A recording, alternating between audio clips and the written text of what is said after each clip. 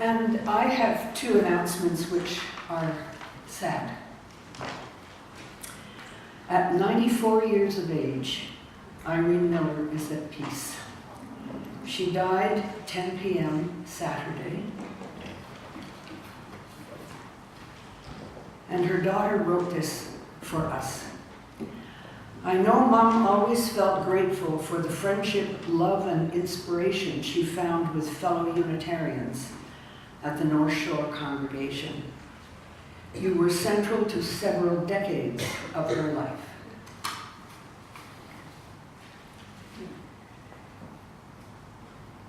We are sad to announce that Sharon Bowen, a beloved member of our community, is gravely ill and is in the palliative care unit at Lionsgate Hospital. Visiting is allowed at any time of day, but she has limited capacity to respond, so be aware. A book is at her bedside if visitors wish to leave their name, and Ruth has kindly arranged a card which will be on the foyer table if you wish to sign, and we will send your wishes her way.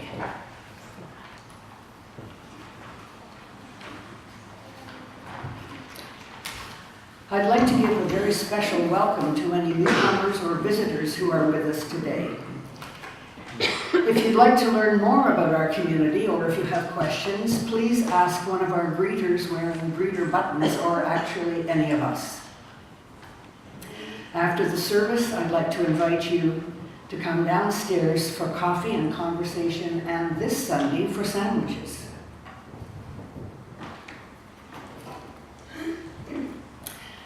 And now I'd like to introduce our minister for this morning.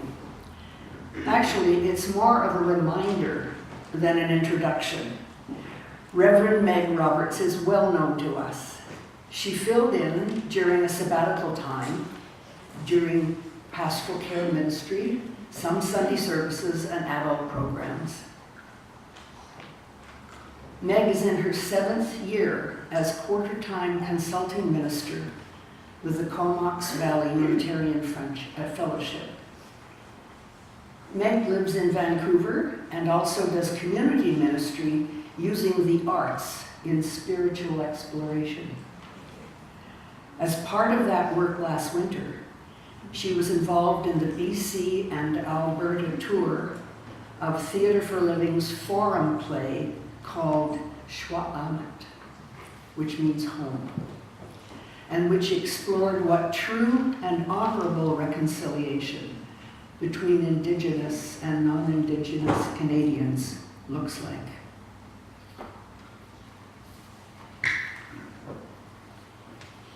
In this community, we celebrate people from all walks of life. No matter how you make your living, or how you experience the sacred, no matter who you are or whom you love, we hope you will feel welcome here. Now please take a moment to set your cell phones to worship mode. Let go of your cares, settle back, and listen to the prelude.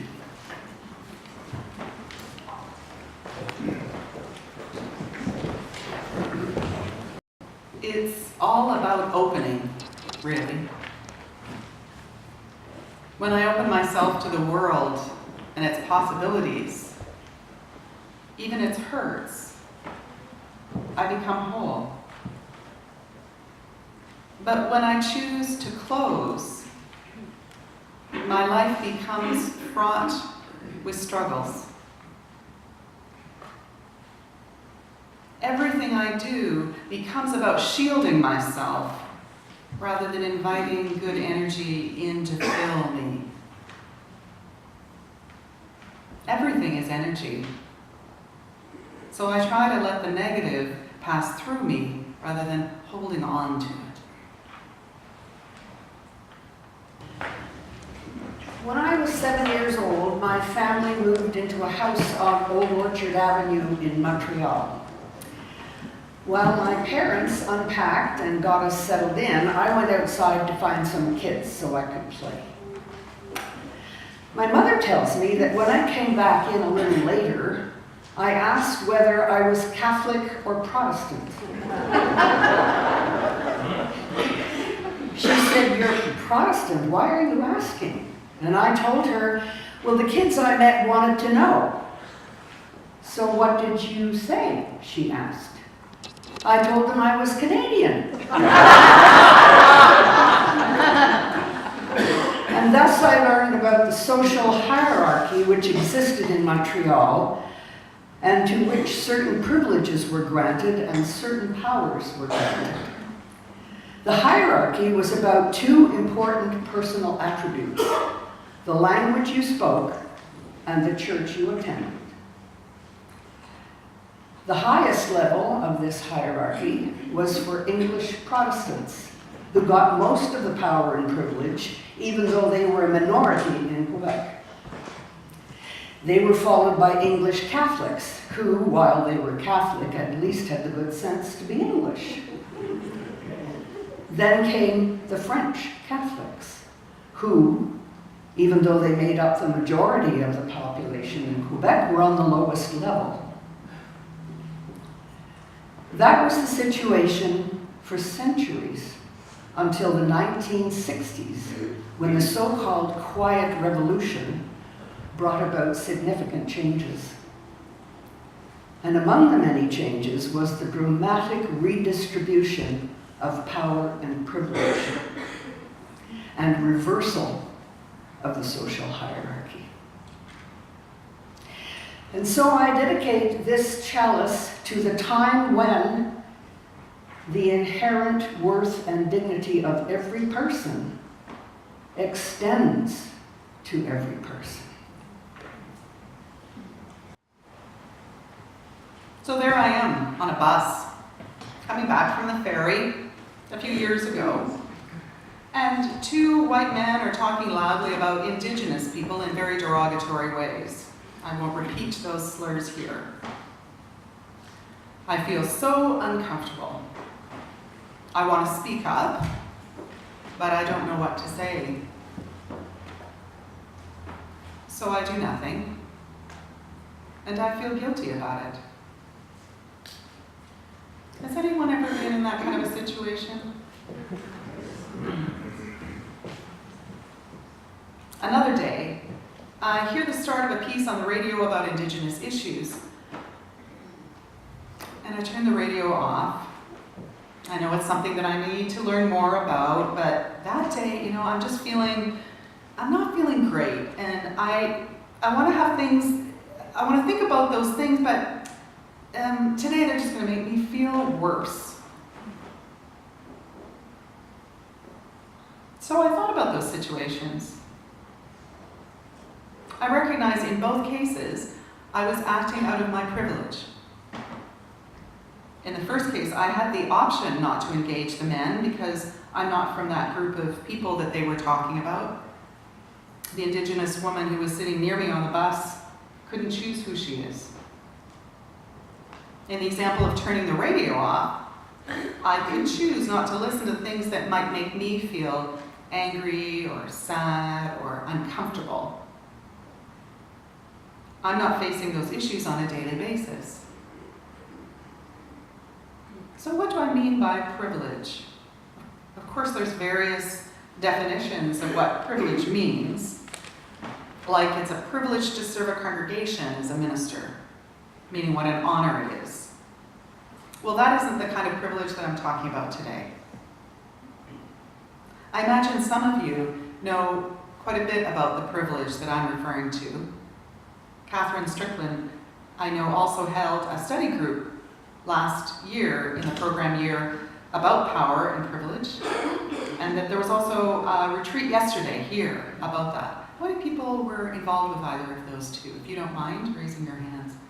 Right, so these are people that you can talk and hear more about this.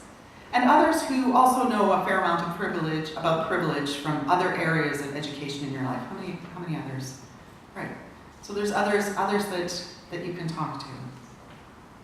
Now, for those who may have heard of the concept but don't really know that much about it, privilege gives advantages, favors, and benefits to members of dominant groups at the expense of members of targeted groups.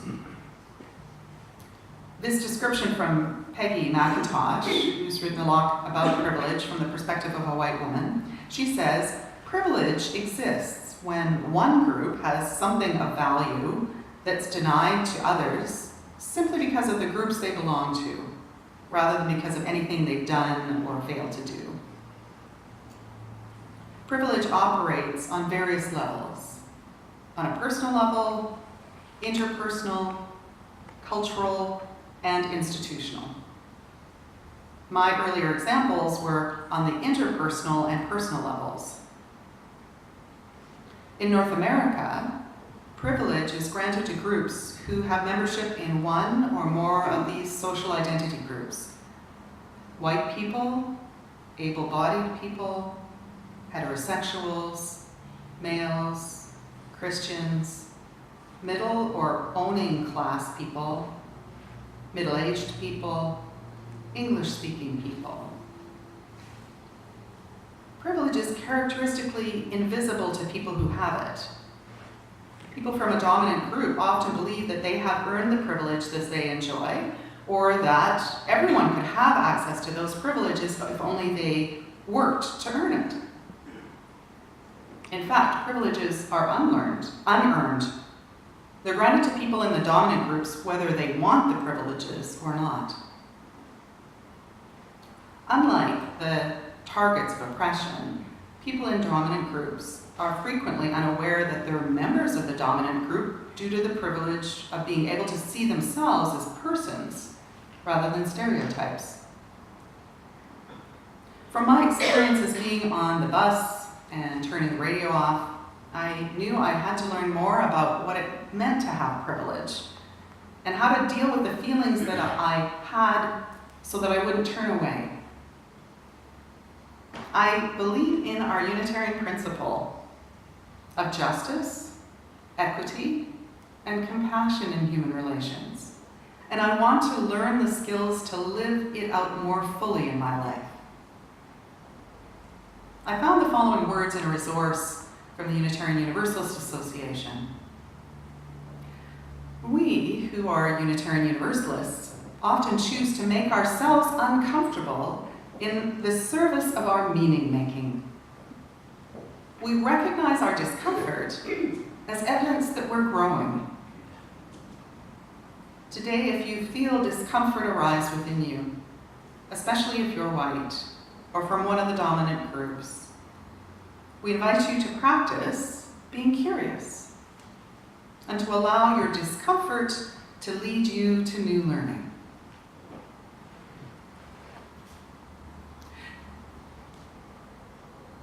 For those of us who identify as being from one of the targeted groups, I appreciate you bringing your life experience and learning into the room. Thank you for being here. Many of us may identify as being both from a dominant group in one part of our identity and from a targeted group in another part of our identity. So a white man who's gay, or a person of color who comes from the middle class. When we talk about these intersecting identities, there are layers of complexity. While being educated to become a Unitarian Universalist minister, I had anti-oppression training. I knew that the privileges I had came because of the circumstances that I was born into. I'm white, cisgender, straight, middle-class woman.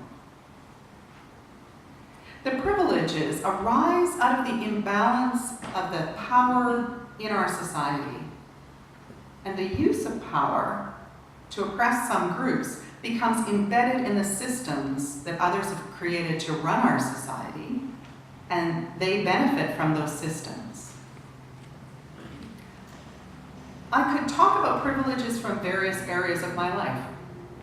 I could talk about as a straight woman, I don't have to think about whether I'm putting myself at physical risk if I take the hand of my sweetheart in public.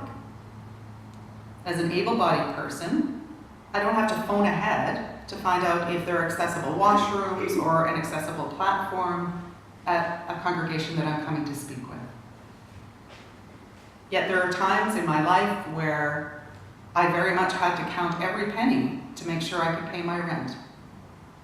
As someone who's experienced depression in my life, I know that there are times where I feel sensitive when people talk about, oh, they're crazy. I'm going to focus my reflections mainly on the privileges I have as a white person because I've been learning more about those recently.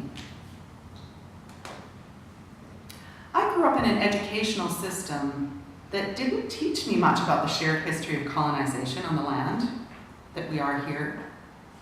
I grew up in a society where people with decision-making power in the media created programs whose main characters were ones that looked more like me, and whose experience in those programs reflected my life. I grew up with stereotypes about Indigenous people from TV shows and old movies, prejudices that seeped into my body and my brains, so that they became part of my unconscious bias. Now, I don't know about you, but I see those biases just out of the corner of my eye daily. Does anybody else notice that? So what do? How do I go the next level and bring these biases out of the corner of my eye into the center of my conscious mind and learn how to see them for what they are? How do I not get mired in the uncomfortable feelings that come along when I become aware of those biases? I'm sharing some of my journey as I've been learning about these things, just as examples, and I hope they may evoke memories and thoughts of you. I look forward to, for those who want to share some with me after the service, to hear about your experiences. How do I stay woke? Well, first I continue to educate myself. I read about oppression, privilege, decolonization. I've gone to workshops, watched TV programs, films, videos. Now these are important. And I also need to ground myself in my religious tradition and its history of racial justice. I also need to turn to my Unitarian community so I have support to keep me engaged in the long run. In the next step, I recognized that I was afraid of saying or doing the wrong thing in some situations where I was afraid I'd hurt somebody or I'd feel guilty or shame. And that was stopping me from engaging more deeply. When I'm in Saskatoon at a Unitarian conference on reconciliation, learning more about our shared history of colonization and the ongoing process of it, during our lunchtime, I go outside. I'm looking at the prairie where I grew up. My grandparents were settlers on land not far from where we were gathering. I felt that guilt coming up again, but this time, rather than getting swamped with it, I think about how my ancestors are actually still with me. They're in my very DNA. I think that having feelings of guilt come up is a way that my conscience is saying to me, something wasn't right. Now, I wasn't around at the time of the original settlers, so it's not my guilt to carry about what happened then. I hope that it was out of my ancestors' ignorance. So I take a moment to just, as a spiritual practice forgiveness of my ancestors. And I promise that as I learn more, as part of the line that they come from, that I will work to change the systems that had been put in place and are still active. I also acknowledge and forgive myself for actions like what happened on the bus and the radio. I forgive myself because I know it's linked to making a promise to practice acting differently. Otherwise, it's an empty act of forgiveness. I promise that when I make a mistake, I will own it and learn from it. How have you handled feelings, uncomfortable feelings that have come up during times when you've recognized either your privilege or tension around the feelings around racial justice?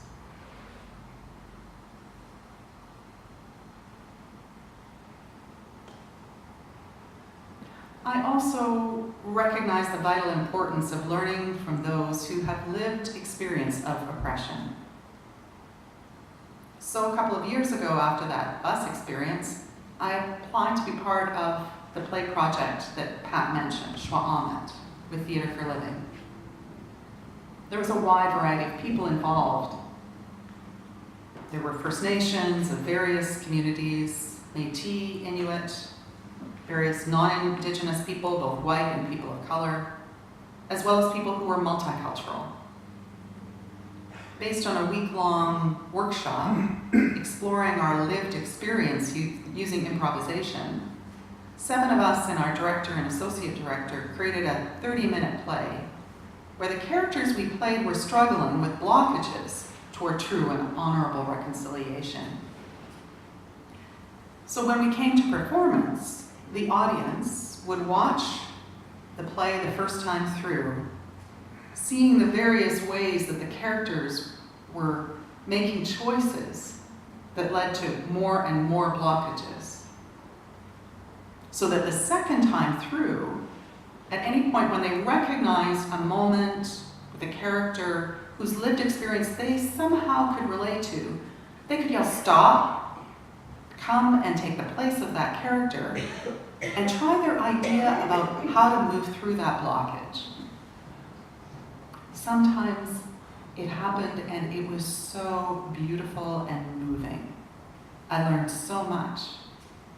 And sometimes it went sideways and I learned so much. David Diamond, our director, would talk about the experiences he had in creating the play with Renai Morso, who's a Cree and Anishinaabe artist. And he would talk to the people who would come up, what we call an intervention with an audience member. After they tried their idea, they would come out, they would talk with David about how it was, we'd stay in character, we'd talk about what it was like to be part of that, and then the audience would also get to talk about what experiences they'd had. It was an incredible learning experience for all of us.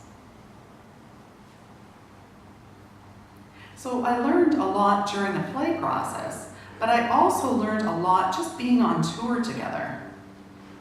I want to give you a couple of examples of privileges that I noticed that I had, and ways that I tried practicing how to shift power. I'm not saying they're the right ways. I'm offering them as a way of saying, this is what I tried, what have you tried? In restaurants, for example, I noticed that the non-Indigenous waitstaff would often turn to me to order first. I know, after it happened a couple of times, I thought, I'm not just imagining this. So when they turned to me, I would then turn to the Indigenous elder, who was our support person, and ask her if she was ready and would like to order. When some of us went into stores, I noticed the difference in the way that a non-Indigenous store owner would respond to me, and then the way they'd respond to the non-Indigenous friends and cast members who were with me. Especially when the tone in their voice was, "Can I help you?" The edge when they were talking to those who were Indigenous. So I would try to make it clear that we were together. And I remember one particular store where we got into a conversation. Man asked us why we were in town. It was a small BC town. And we told him about the play we were working on, and he talked about how he had good relations with First Nations people, but his comments showed some of the prejudices he still held. I could feel the discomfort that both the Indigenous cast member and I felt. And so I turned to her and I said, "Would you like to respond, or would you like me to?" And she said, "I'd like you to." And so I did.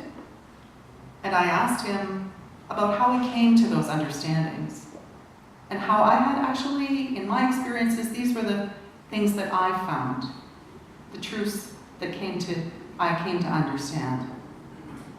We three had quite a conversation. When we were traveling through Alberta, the verdict came through with the white farmer, Gerald Stanley, who shot a Cree young man, Colton Bushy. How many of you remember that? Did you hear about it a lot here? Quite a lot, good. Now, Gerald Stanley was found not guilty of second-degree murder. He wasn't even charged with manslaughter. My grandparents' farm actually was not far from where he was murdered.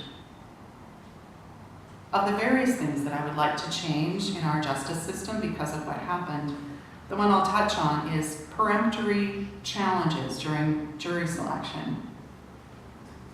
Now, both the Crown and the defense lawyer can challenge a potential juror even being part of the jury without needing to justify or explain it. In several legal reviews of the practice in Canada, it's been noted that peremptory challenges can have an impact on the racial makeup of juries. And there have been calls over many decades to have it changed. In the Colton Bushy case, the defense blocked all jurors who appeared to be Indigenous. This is an example of institutional privilege that Gerald Stanley might have benefited from, and if I were in front of a jury, would also have.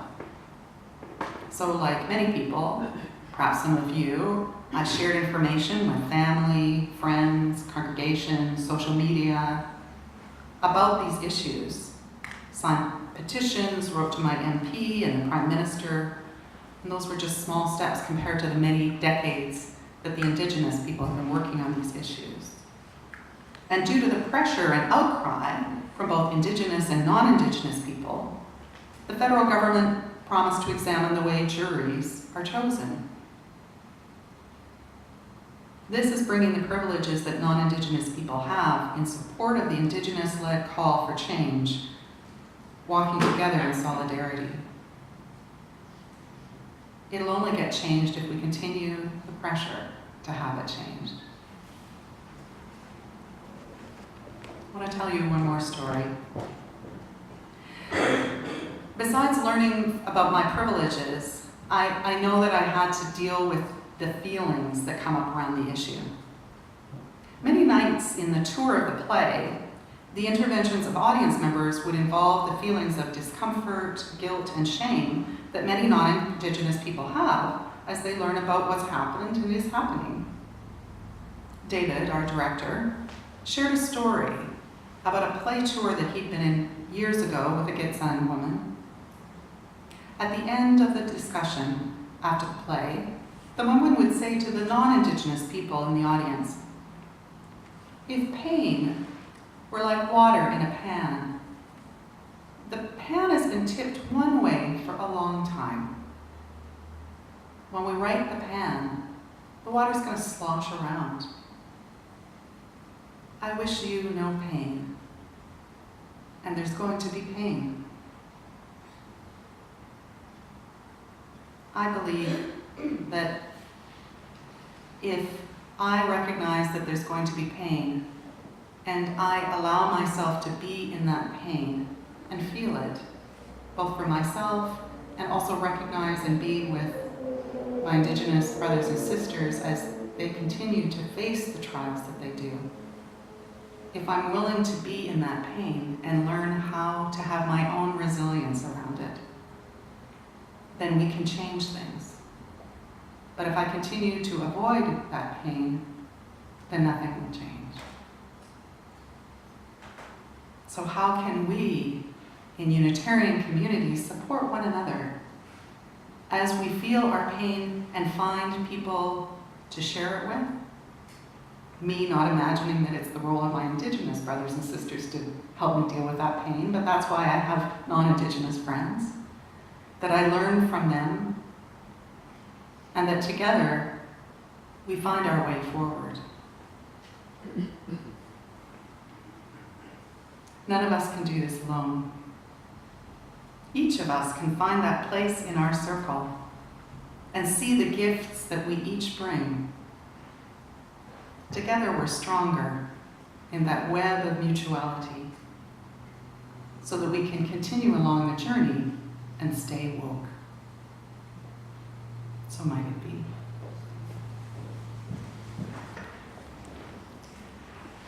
We extinguish this flame, but carry with us the light of vision and the warmth of hope. the world calls us with beauty and longing. We go forth with courage and love.